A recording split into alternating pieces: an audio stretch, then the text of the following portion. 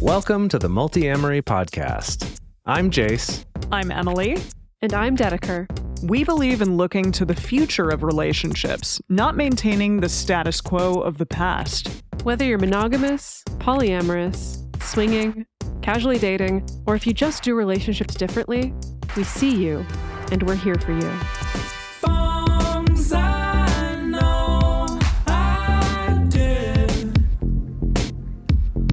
Forcing me to form myself to fit.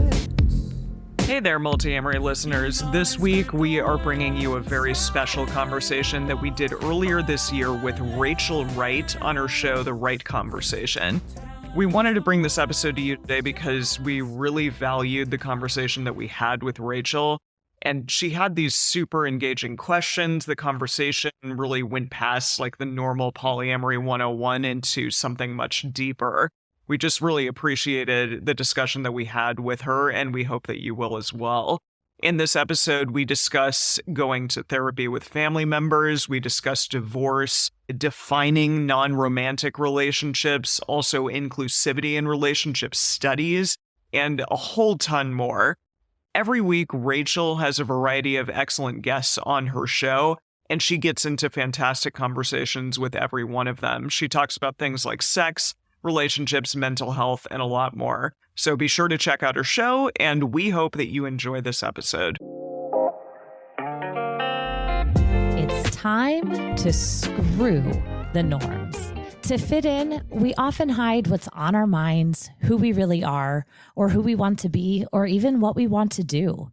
But now you're having the right conversations. Here, we'll talk about sex, relationships, and mental health, and how they interact with each other, and so many other aspects of life.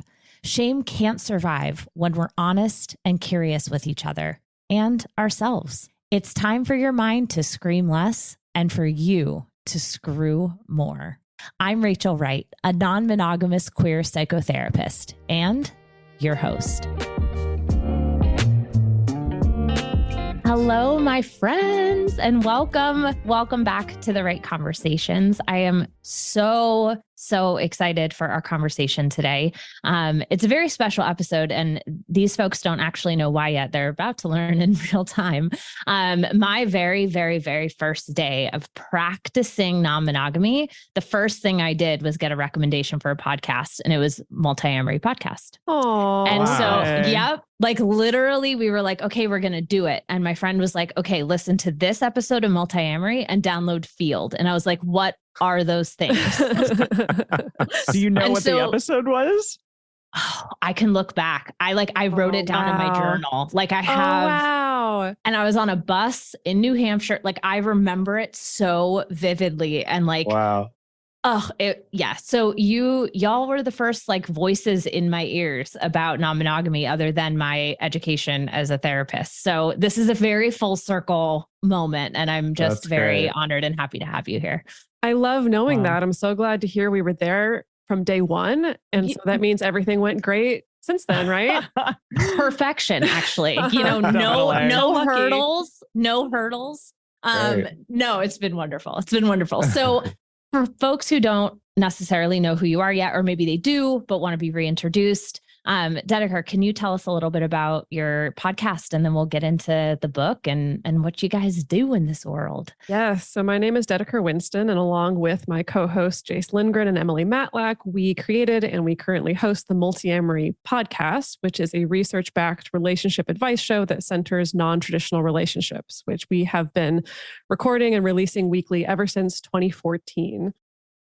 So cool. Like, talk about ahead of your time, right? Like 2014, there was not a lot of dialogue around non-traditional relationships. No, I mean, I still want to say we, as always, stand on the shoulders of giants because there were people ahead of us who helped to pave the way, right? You know, I think all of us had read the classics that are still classics to this day, like The Ethical Slut and Sex at Dawn and things like that. There was, I think at that time, the one other non-monogamy podcast was Polyamory Weekly, and they had also been going for many, many years. So there were definitely people who started to blaze that path for us. But I do think we started at a really interesting and pivotal time where it was kind of like right before the tide shifted a little bit, where all of a sudden there was much more of an explosion of, I think, people being more out, much more awareness, much more visibility, many more people creating resources, many more people just being comfortable openly identifying on their social media profiles that they're non-monogamous. So yeah, it was kind of a funny time to get started. Yeah. Go ahead, Jase. Yeah. I was just going to say what was so cool is that one of the things we set out to do originally, like when we made the decision to use our real names on the podcast instead of pseudonyms, which is what a lot of the existing content had done before that, was, we had that debate of, it's a little bit risky to do that. Should we do it anyway? And part of it was we wanted to make it clear that this is something that doesn't have to be hidden. It's not shameful. You can just be a normal person trying to do the best you can in your relationships and have these types of relationships. And so, I'd love to say, well, and it's because we did that and it worked. Look, here we are. But I am at least glad that we got to be, part of that movement with a lot of other people to help normalize this and just make it something that people can talk about. And there's still a ways to go, but the amount of progress we've seen just in these 9 years or so since we started the podcast has been incredible. Yeah. So tell me a little bit about, and we won't harp on this for a long time, I promise, but how did you find each other and how did you decide to even do this? Yeah, I mean, Jase and I were in a monogamous relationship for quite a few years and then opened up and we met Dedeker and her current partner at the time through OkCupid. We started dating. We actually were a quad for a while, but quads tend to be very precarious. And so that broke up after a while. But during that time, the three of us felt really passionate and interested about communication and what is it that, makes relationships better or worse. And Jase was also interested in creating a podcast and had that kind of harebrained idea. And so we decided, sure, let's try it. And then, 9 years later, here we are. Our relationship has taken a lot of forms over that time. Jase and Dedeker are still currently in a relationship, and I'm not in a relationship with them, and I'm actually monogamous now. But, the three of us still are doing the show after so many years. Well, and that just speaks to using the tools that you talk about, right? Like, absolutely. I'm sure that many of the things that have been developed and discussed and researched have come from those evolutions over the years. Oh, yeah. I mean, I think that we probably wouldn't be where we are today if we didn't actually utilize the tools that we talk about. And we definitely don't do them perfectly at all times. No way. I still kick myself sometimes when I'm like, wow, you know how to communicate better than that. Like you theoretically can do that, but yet in this moment you aren't. So I do think it's been a lot of trial and error, but it's really a testament to our relationship and the bond that the three of us have that I think we've stayed together in this way for so long. Yeah, that's really special.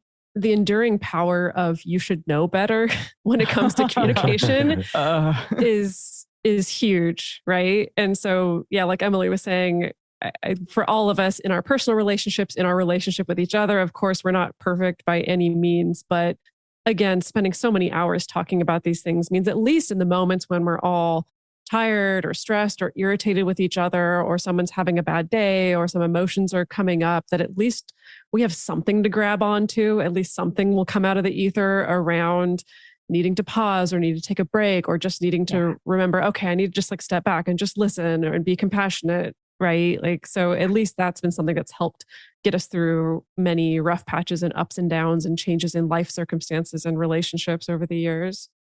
Which I wish is something that we taught. I talk about this a lot, that I wish we taught these skills in school. Like, why aren't we teaching DBT in elementary school? Why aren't we talking about, taking breaks during conflict in elementary school? Like these very fundamental things that are game changers for people. And folks aren't learning about it until they're like 45. Yes. Yeah. If that. Yeah. It's like we're not learning about it until we realize, what I'm like the default messaging and patterning that I came into this world with isn't working for me. And now I have to unlearn. So it's like we're all coming to an unlearning process rather than just a learning process. So you've been doing this podcast, and one day were you like, and also let's be insane and do a book too? Like what, how? Yes. Yeah, that's how it went. Jase, why don't you tell that? Oh, sure. Yeah, it was. So we a couple years into the podcast started a Patreon as a way, for people to support the show and also to join a community. And we set a goal for ourselves way back of, when we hit this certain number of members in our community that we'll do something. And we kind of weren't sure what that something would be, but like, we'll do a new project. And when we got there in 2019, like many years later after we'd set that goal, we're like, okay, cool. What should it be? And we put out a poll to our audience, and the winning thing was a book that people wanted a written form. Because I think a lot of people, the people who love our show love podcasts, and the ones who love this show love podcasts too. But not everybody in the world listens to podcasts all the time. And there's something nice about having something that's written down and organized more clearly, like a book, and also that you can share or reference more easily than trying to figure out, now, what was that at 20 minutes and 5 seconds into the podcast? Where was that to make that nicer reference? And then we started down that journey, and it's taken us basically 4 years from that point till the book actually coming out, just shy of 4 years. But we're here, and it's very exciting to finally have it out in the world. It's so exciting. And I thank you for bringing light to that process too. I'm currently in the process of finishing my proposal with my book agent. And congratulations. people are like, oh, thank you. That's huge in and of itself, for sure. And who knew? I was like, oh, the proposal, this part's easy. Oh my God. It's like 50 pages of work. It's enormous. Yes. Yeah. It's wild. And my community is like, where's the book, Rachel? Like, where's the book? And I'm like, talk to me in like 5 years. Right. Seriously. Yeah. So thank you. Thank you for naming that. I appreciate it. Well, also at the same time, also having a name, having to keep a show running. Also, still producing weekly content. And so, some good things came out of that, in that we expanded our team during that time. Like, not only did we start leaning more on our existing production assistants who help us every week, but also we hired 2 research assistants, essentially, like people to be the ones to be like, who are academics, who are academics, who have access to academic libraries. Exactly. Yeah, that can be like, okay, you can access the studies, you can understand the studies, you can read them, you can condense them, you can make them palatable and accessible, not only for us, so that we can then also make those accessible for other people. And that was the result of, oh my God, how do we keep a show afloat while also writing a book at the same time? And so, we were insane, to go back to the way you put it. Yeah. Yeah. Well, insane in a very, very, very positive way. Mm-hmm. So you talked earlier about this book being for, and the show really being for, non-traditional relationships. And I think that the 4 of us can agree that that is not saying just non-monogamous relationships. So I want to just toss it out to anyone who wants to answer this, but what does non-traditional relationship mean to you? I think even if you are monogamous, if you do it in an intentional way, that can be labeled as a non-traditional relationship. If you're actually really thinking about, what does that monogamy look like? What are the elements of monogamy that I want to keep in my relationship? And what kind of prescribed elements that just everyone thinks, this is what you do. What do you want to get rid of potentially? How, do you want to relate to your other friends or family members or people in your life that aren't just necessarily your partner? I think that could even be non-traditional, because so many people just believe if they are partnered, that's it. That is always going to be number one. Nothing else matters. And you need to put that relationship above everything else.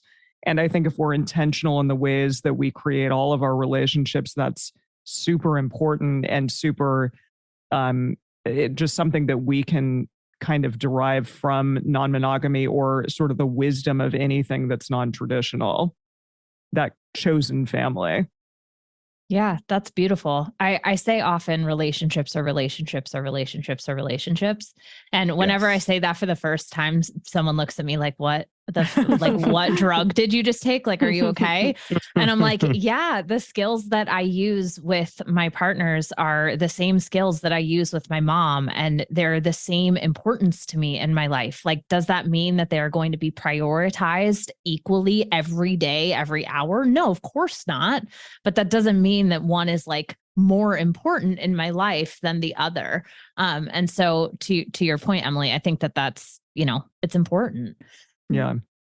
I appreciate you bringing up the mom example because like during the pandemic, I went through this interesting experience with my own mother where that's a long relationship, as you might gather. And as happens with long They relationships. tend to be, yeah. They tend to be long, as it were. Yeah. long and complicated relationships. And unfortunately, my relationship with her hit a real low point towards the beginning of the pandemic. And I felt so frustrated because I didn't feel very empowered around communication in that relationship. And I was thinking about like, what would I do with my friends? What would I do with my partners? I would be like, hey, I have this tool that we can try, or hey, let's listen to this podcast episode together, or maybe let's read this book together. And I didn't feel like I could do that with her. But then I was like, okay, but if I was really on the rocks with a partner, I would probably be like, let's go to therapy together. And I was like, people don't do that. People don't go to therapy with their moms. And then I was, wait, LMFT. The F stands for family. Okay, so people do that. And I had this extremely challenging, but ultimately really, really positive experience going to, a licensed marriage and family therapist together with my mom. And I think I wouldn't have done that just a few years ago because of that weird thing of like, but that's a parent relationship. That's different. And It is so funny when I've spoken to a lot of my friends of my same generation about doing that. And most of my friends, especially not the ones who are non-monogamous, most of my friends are like, are you crazy? Like, no, you don't, like your parents are just your parents. You're stuck with that relationship being the way it is. Like you just have to deal with it, right? Like you go to therapy because of your mom, not with your mom. And so I thought that was so interesting. And so I do think being more inundated in a community that's maybe more likely to embrace that mindset of like relationships are relationships are relationships, right? Like probably led me to make that choice. As opposed to, I think in any other context, I probably wouldn't have because I would have assumed like, no, the therapy thing, that's what you do with a romantic partner. And then with a mom, you just sort of find ways to deal with it. Right. And I absolutely despise that concept in any relationship of like, well, this is just how it is. Or like, well, they're blood. So like compartmentalize and you just like tuck your anger away or whatever. Yeah. Yeah. It's terrible. Do either of you, Jase or Emily, have any other like relationship examples for yourselves? Gosh, I mean, the three of us, I think, are a huge one for sure. Yeah, definitely. Like platonic life partners, as you've said, Dedeker so many times. Yeah, that's a huge one. And the fact that we have to utilize these tools with each other over and over and over again. And that we've really made this relationship with the three of us one of the core centers of our lives, I think. And that's, something that, again, as a monogamous person or someone who's in a monogamous relationship, I think other monogamous people may look at that and be like, what? But you were in a romantic relationship with these people. Now you're not. What are you doing here? Yeah. I just recently went through, I was also in a quad and it started as me and my then husband meeting my two now primary partners. We're now all divorced legally. And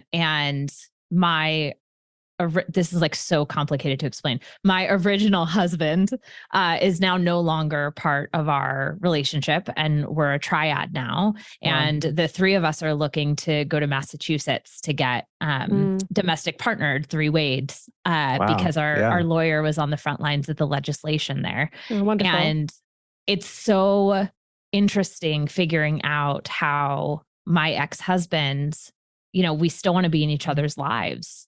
And it wasn't a hostile thing. It wasn't an icky thing. It wasn't like you're such a fucking douchebag thing. It's like we love each other so much that this isn't working, and let's figure out how it can work. And that like growth mindset versus like, well, we had sex and we're married. So like, how could we possibly talk to each other after today? Right. Yeah. Yeah. That's so good to hear though. I mean, I know you're the one trying to interview us, but I want to interview you about that a little bit in the sense of, well, so people always ask us, right, when we describe how, we were in a quad and then triad and then the triad broke up and stuff like that. And people are always asking like, what got you through that? How did you deal with that? What was the most challenging part of that? And so you don't have to relay the whole story, but I'm curious to hear from you. What do you feel like was the most key part in getting through something like that? Oh man, I wasn't expecting to answer a question.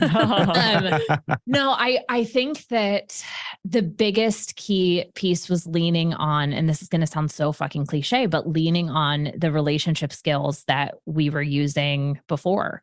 I feel so grateful to have partners that are very pro therapy. And as a therapist, that's like a non-negotiable for me because I have fallen one too many times into the role of therapist in my relationships. And so it was very important to me that my partners, all of them, did not rely on me in that way.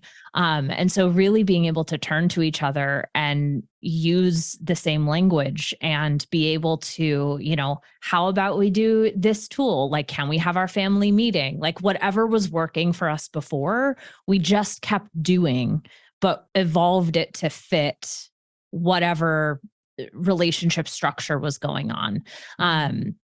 So yeah, like keeping it, as weird as it sounds, as much was changing, also keeping the fundamental skills and tools the same. It's like the value system of respect in the relationship didn't shift because the relationship title shifted. When I shared about it on Instagram, which was a wild experience, one of the things that I put is like, no matter what your title is in my life, I want you in it. Because like titles doesn't matter, right? Like the person is what matters. Like forget the label. We can figure out how often we want to talk or see each other, but like the title of that relationship doesn't dictate that anyway. Yeah, that's so interesting because with the two of them, I mean, I have this like knee-jerk reaction to be like, I do a podcast with my two exes. Maybe it sounds a little salacious. I don't know, like kind of fun, but edgy, exactly. It's a good hook. It is, Right. but it's they've been my co-hosts and partner in a different way for much longer than they've been my exes, or much longer rather than I've been in relationship with them in a romantic way. So that's probably not like a really good thing to say. And I do wonder, I'm like, there is no label for what we are. It just is. Yeah. Exactly. Yeah. I was just going to jump in and say, I struggle with that same thing of trying to explain to people my relationship with Emily, where it's like, yeah, sure. If I want to just get some attention, the X thing is a great direction. Right. Yeah. But if I'm like really trying to communicate this more to a friend and not to like some press outlet or something like that, it's like, I honestly often forget about the X part. Like, I don't even like, that's not at the top of my brain in terms of like, that's the box that Emily fits into. Yeah. But then it's like, okay, it's a good friend, but then it's like, but there's also more than that. And there's, we've been so intertwined, financially by having a business together, which a lot of people only do with romantic partners, and, being entwined financially as well as emotionally and spending so much time doing something that we really care about together, doing this podcast. And it's frustrating sometimes to like, I don't know how to convey it to people. Yeah. And so eventually it's just kind of like, well, I don't know. She's my friend. I don't listen to the podcast. It's kind of like, I don't know what to do anymore.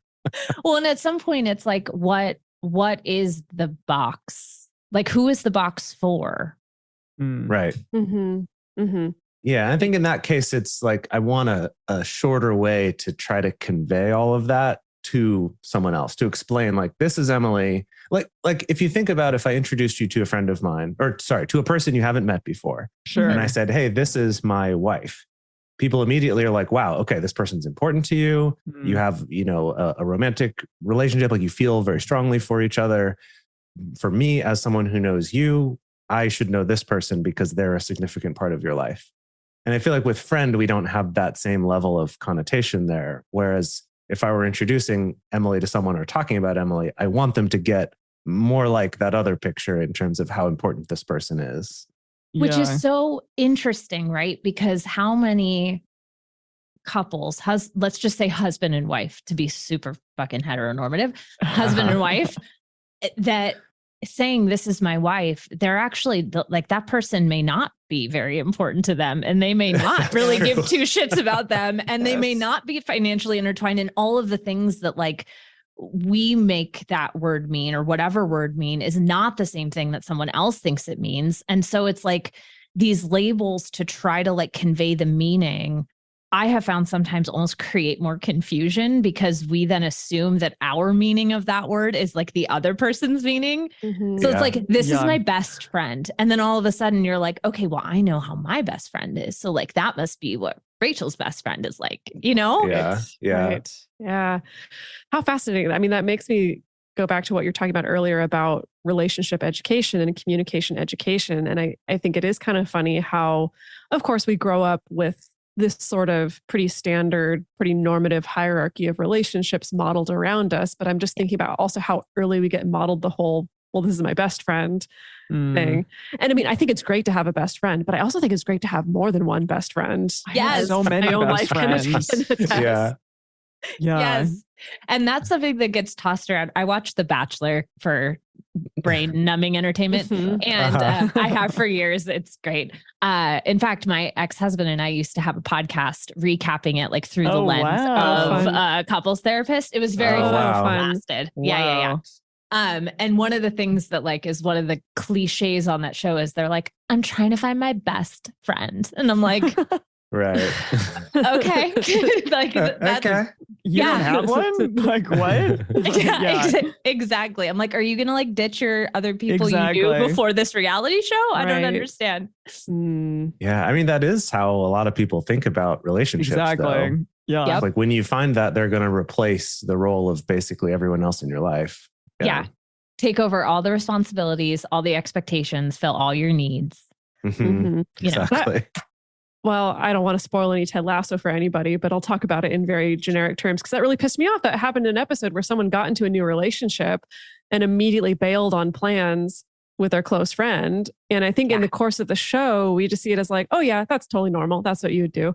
Right? Like we'll see. There's still time. There's still time. To come around. There's still time, sure. But we're invested, as you can tell. Seeing that interaction did make me think about that, right? Of like, oh yeah, there it is, normalized, right? Yes. Oh yeah, totally makes sense that you would bail on plans with me last minute because you have a new relationship that you're in.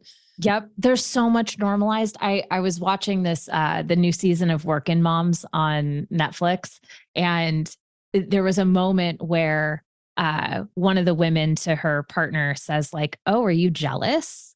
And it's framed as this like, oh, you must love me so much if you're expressing jealousy. And I literally out loud was like, no,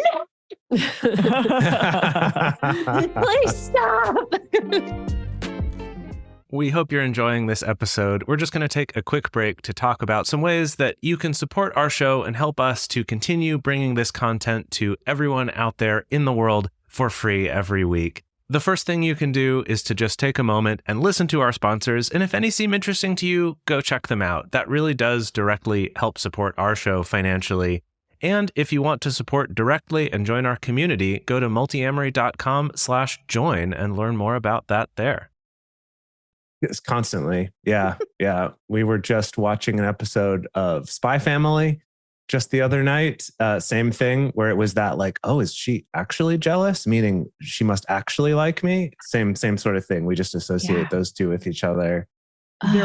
This was kind of not really related, but the words love bombing have been in two different shows that I watched recently. And I was like, oh, like they're talking about the hot thing right now, and love bombing is one of them, and Ted Lasso was one of those shows. So yes, that's just interesting to kind of see what's in the cultural zeitgeist, I guess, at that moment, and then what pops up on these shows. Yep. I'm really frustrated because I'm still gunning for someday when someone can effectively rope in a non-monogamy romance plot into a video game. So all three of us are gamers, and Love so far it's like, so either it's non-existent, either it's like, sure, you can romance multiple characters, but you're always going to reach a point where do one. someone's like, okay, you got to pick, right? So you got to pick one. Or the only other handful of games that have tried this, either it's been like I think the newest Fallout was like, sure, you can romance multiple characters, but none of them ever really acknowledge it or talk about it. Like you just kind of happen to be able to have parallel relationships, and there's nothing that actually brings home any kind of sense of consensual non-monogamy. Or games that I've played where they're like, great, you can be non-monogamous. That automatically means you're like in a group relationship and you're like having threesomes with people. Right. And so I'm like, okay, sure, these are maybe scratching the surface of some different non-monogamy practices, but I've yet to find someone who's found a way to effectively do that in a game. But hopefully that's on the horizon. I hope so too. What we're trying to say is, if you listener out there are a game developer and you would like some consultants to help out with this, hit us up, because we want this game to exist in the world. Truly. Also a TV show, like a dating show, all of those. Yeah.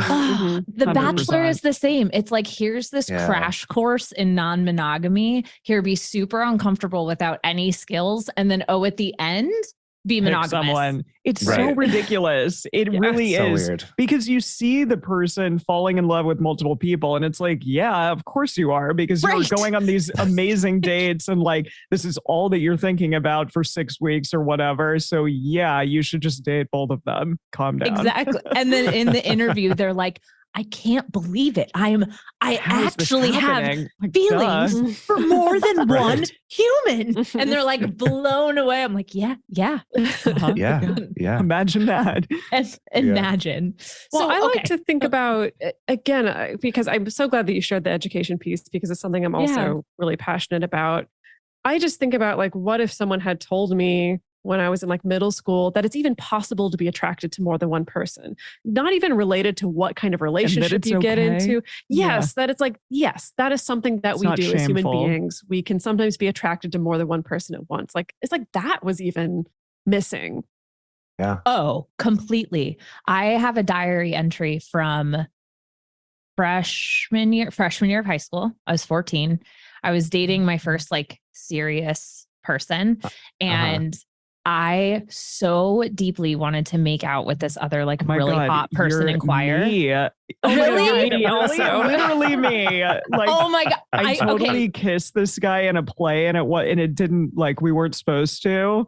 It was in A Few Good Men, which is crazy. The 14-year-old production of A Few Good Men. Yeah. And I like... A lot more progressive than you realize. No, I was Joanne Galloway. I was the Demi Moore role. And then he was the Tom Cruise role. And I was like, he's so hot, I'm going to kiss him. And I did. And I was also like definitely dating a guy for a couple years, my little, high school relationship. He was so mad. Holy shit. He was so pissed. Yeah. And I felt really bad, but I also was like, who cares? Calm down. I literally wrote, like, I don't know if I'm ready to be in a relationship because I want to see what it's like to kiss this other person, but I don't want to break up with this other person. Like, I don't understand why you put me at a buffet from Food Around the World, and you're like, but you're a slut if you eat a burrito and chow mein at the same time. Like, what are you talking about? I'm at a buffet. Yeah. Like, oh, drives me. Yeah. Well, oh man, Emily, I bet we could exchange many more stories. Oh yeah, I love that you're inquired, I guess. So for anybody who wants to get this book, how can someone know it's for them? Like, if someone out there, of course, for non-monogamous folks who have listened to your podcast, they're going to be like, oh my gosh, yes, that's like a no-brainer. How about for other folks out there? Like, how can they know, like, oh yeah, aside from they know that I preach all the time, relationships. So like, go buy this fucking book. You will benefit from it. I promise. But from the mouths of the authors. Yeah. So I think that we can condense it down to maybe 2 things that are necessary in order to get something out of this book, or to know that this book is for you. And I think it's really helpful that you brought up the growth mindset thing, because I do think that's part of it. I think that's a big part of our show in general, right? Is having this sense of, oh, if something's not going well in my relationship, or if I'm having difficulty communicating, there are ways to fix that. There are tools to at least try. There are things to experiment with. There are ways that I can customize my relationships, customize the conversations that we're having so that they actually fit us and feel comfortable for us and work for us. So I think that's a big part of it. And then the only other thing is, again, this is not a non-monogamy manual. It's not a how-to. You just have to be comfortable with non-monogamy existing, because the fact that like we do use examples from non-monogamous situations, but then we also use examples from monogamous situations as well, right? So all the tools in our book are tools that we have developed over the course of the show, tools that not only do we use ourselves all the time, but also that our audience has picked up and run with. We've gotten a lot of audience feedback on what's worked for them, what's not worked for them. They're tools that I use with my clients. I've gotten a lot of feedback that way of like what helps with people and what doesn't help with their communication. So basically it's like, if you are someone who's interested in having better relationship, and again, with the definition being that relationship is relationship, and want to get better at communication and want something that's maybe easy to share with a partner, easy for you to book club with a partner, easy for the two of you or three of you or however many of you to fill out, homework prompts, discussion questions, things like that, then this book is for you. Is there anything that I missed there, Jason M? I don't think so. That was good.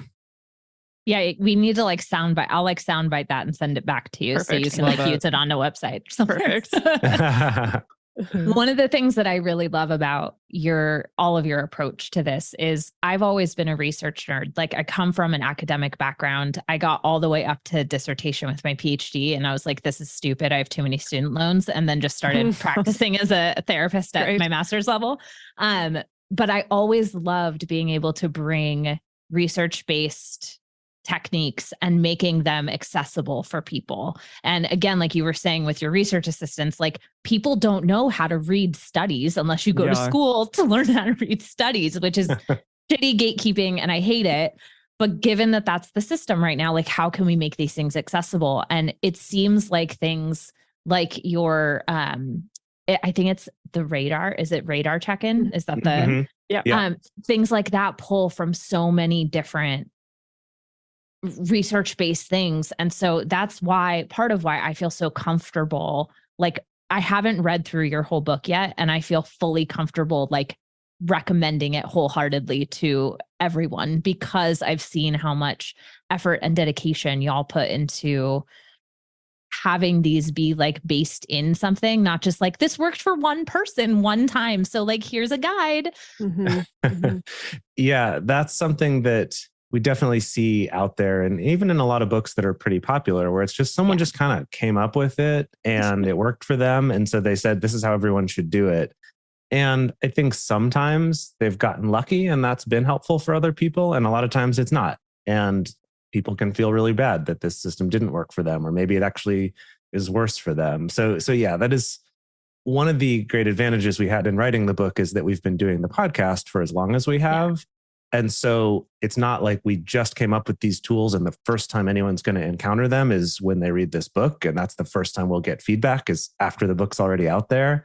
That, this is stuff we've been able to talk to people about and have focus groups and look up more research and refine over time. So yeah, that's been really important to us. And I think also just having the opportunity in the book to share more of the research that we talk about on the show, because like you said, most people are not trained how to read research studies. And even if you are, a lot of them are a long slog to get to any of the useful information. So it's, not only is it a skill you have to learn, but also it's a bummer to have to do.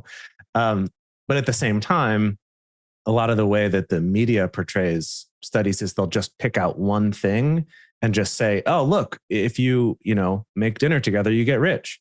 Or whatever it is, right? That it's like they've totally taken some kind of correlation and said it's a causation, and then not explained how that, and the study was done on 5 people and all undergrads in Minnesota. All white. Yeah. Yes, exactly.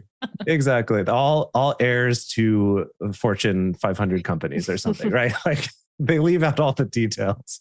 So something we try to do on the show is when we talk about studies to give as much context as we think will help to understand the study a little bit better, as well as some caveats, without getting all caught up in, and, this was the standard deviation. And, this is the S regression that we ran on this, whatever. Like, we don't need to get into that part of stuff, because I wouldn't even understand that if it were presented to me that way. I'm like, wait, what? Show me a graph. What?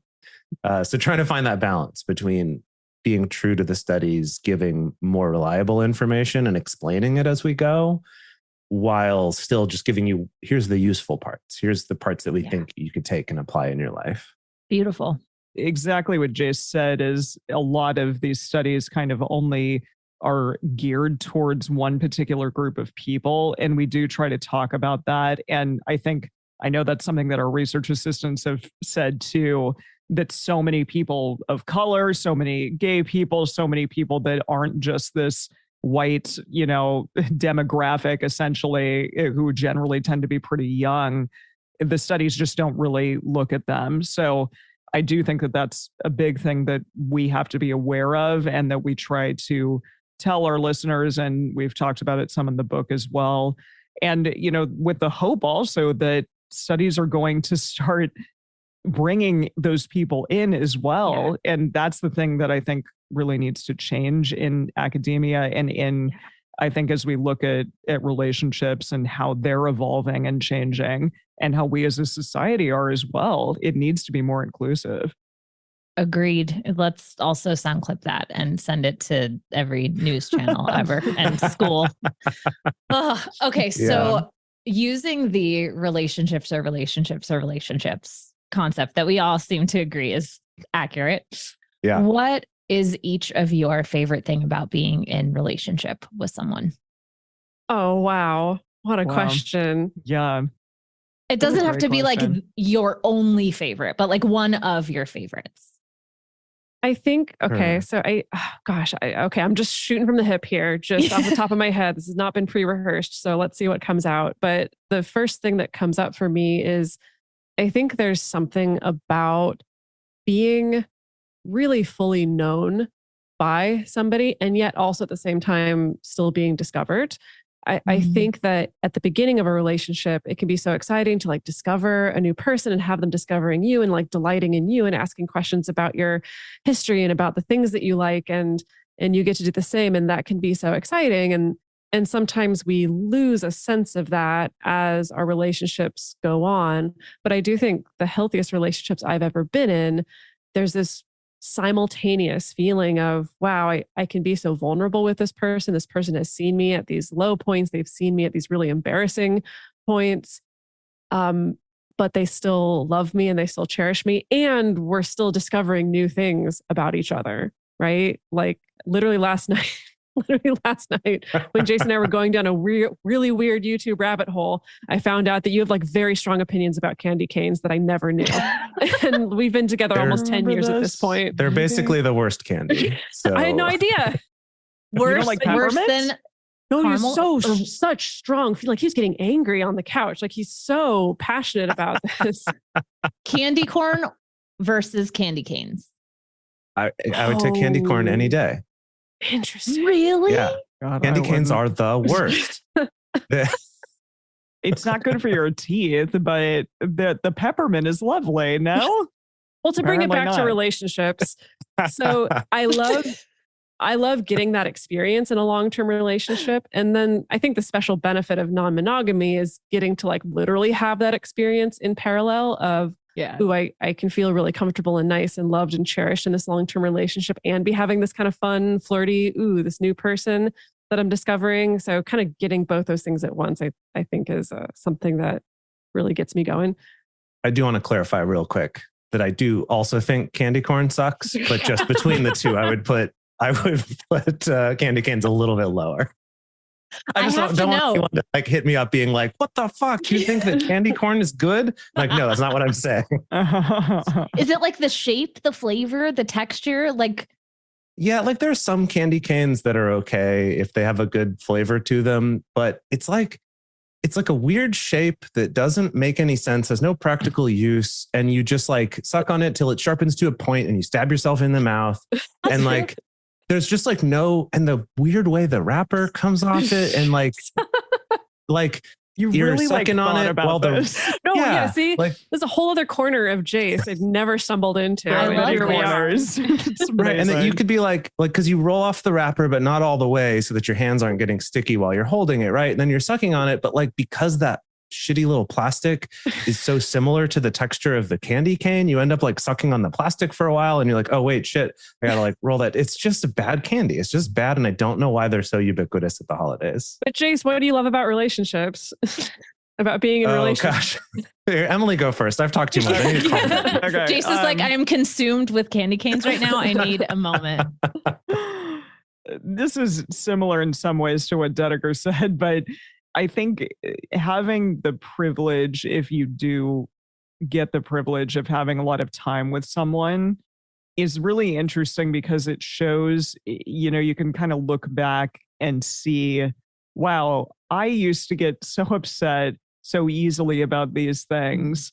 And as, time has evolved and as I've evolved as a person and as my partner has as well, that's shifted a lot. And it's really cool to see when you don't get upset about things that you used to, or you don't get triggered as easily, or just simply something you've kind of evolved past or broken that pattern. And I used to get really like upset about little things, and it just doesn't faze me as much anymore in relationship. Or I used to be not really sure of who I was in my relationship and what I stood for in terms of myself and my partnership. And I'm much more clear on that now. And I'm much less worried about, I think, all of those little things that used to piss me off or hurt me or whatever. Things still do come up, but it's great to like see the evolution over time and just watch what happens there. Love that. Thank you. All right, Jase. Yeah, You're I think for me, what I love about relationships in general is that I feel like I get to learn so much about myself through the relationships I have. And that's one of the things that I love, one, about polyamory, but two, just about how learning more about relationships has opened me up to the idea that relationships are relationships are relationships. And that I've also, especially in recent years, really put more intentionality into how I approach my friendships. And some of these relationships I've had for a very long time in my life, but, traditionally would have just been like, oh yeah, that's my friend. But to kind of be more intentional and really think about those relationships, because a little bit of a different side of me comes out in all my different relationships, right? Like it's almost like I'm tapping into a different part of my brain for the way that I joke with my friend Steve. Like he has this like super quick wit and like also really off the wall, weird sense of humor. And when I'm with him, like that's where I go. And it's like, I'm getting to use this part of my brain that I can't use anywhere else because no one would get it. And, when I'm with Dedeker, we have all our little inside jokes. And when I talk with Emily, we have ours. And when there's the three of us, it's a whole different thing in the way that we interact. And for me, it's like I'm getting to experience more pieces of myself and learn more about myself from all these different relationships. Thank you. I love all of those answers. And I know that there are going to be many people out there listening who resonate with all of them and who may resonate with one. So thank you for going off the cuff with me there for a moment. Where can folks find you if they haven't already? Where is the best place for them to do so? So you can go to multiamory.com/book to find our book. And besides that, you can find us on Instagram at multiamory_podcast and then Twitter and Facebook at Multiamory. And if you're so inclined, join our Patreon as well. Yeah. Check it out, friends. I promise you, if you like the content that I put out and that you're used to getting from me, I promise that this will resonate with you. You also know I don't promise things. So I really, Yeah. I really do. You heard it here first. Yeah. Anything that you want to leave everyone listening with before we say bye? I would just say no that pressure. Just to everyone listening out there, whatever kind of relationship you have or whatever you want to do, that there are people like Rachel and like us who are here trying to help you do that the best way you can and not trying to make you do it in a totally different way just because of that. And I think the other piece I would say is that also you don't need to be alone in trying to make your relationship work. If you're with someone who's not also putting in the effort on their side, like that's not a failure on your part. That's, you deserve better than that. And you deserve someone who is going to put in some effort on their side. It doesn't have to look exactly the same as you, but we all deserve to have good relationships. And that should just be a base level of willingness to communicate, willingness to work on our relationship rather than, well, that's the dream. Maybe someday in a fantasy world, I'll get that relationship. I just want to encourage everyone to be like, no, that's the base level. That's the bare minimum is someone who's willing to put effort into your relationship. So I hope for that for all of you in all your relationships. I think I would piggyback off that to say, Rachel, you shared earlier about what helped you get through these relationship transitions was the fact that everyone was very pro therapy and everyone had their own therapists. And, way back in the day when our own quad was falling apart, none of us were going to therapy. But I think maybe it goes beyond just screening for people who are pro therapy or who are in therapy, even though I'm a huge fan of that. And I think that's a great thing. But I feel like it's finding people who are pro growth, people who feel at least some sense of empowerment around, okay, we can change patterns. I can contribute in some way to change my patterns. You can contribute in some way to change your patterns. And then together we can find a way to communicate that works for us. We can find a better pattern for our relationship. And I feel like that's the key, right? Is, not feeling like we're stuck, like we're trapped, like there's absolutely no options, feeling like you're partnered with people who can lean into that and are willing to work together to affect change, positive change in your relationships. Love that. Relationships are very difficult. And so give yourself some grace because you will fuck up and we all fuck up like the three of us do all the time. And Also that's me. okay. Yeah, exactly. And that's really okay. And so also realize that our partners are not going to be perfect either. And so when you can, give them some grace too. Beautiful. Thank you all so much for your time. I am so, so grateful to have you on. And I know everyone listening is going to get something really important out of this. So thank you.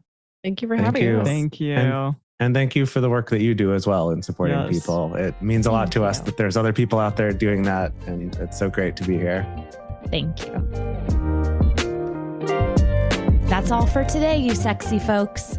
What questions came to mind as you were listening? Continue the conversation with me over on Instagram at @the_Rachel. And don't forget, please leave a rating and a review so that we can continue erasing shame and stigma together.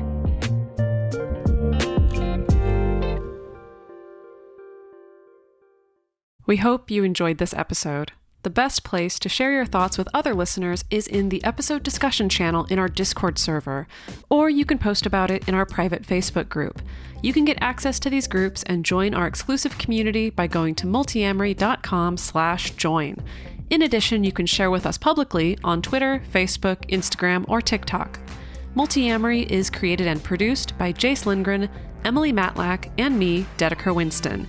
Our production assistants are Rachel Shennewerk and Carson Collins. Our theme song is Forms I Know I Did by Josh and Anand from the Fractal Cave EP. The full transcript is available on this episode's page on multiamory.com.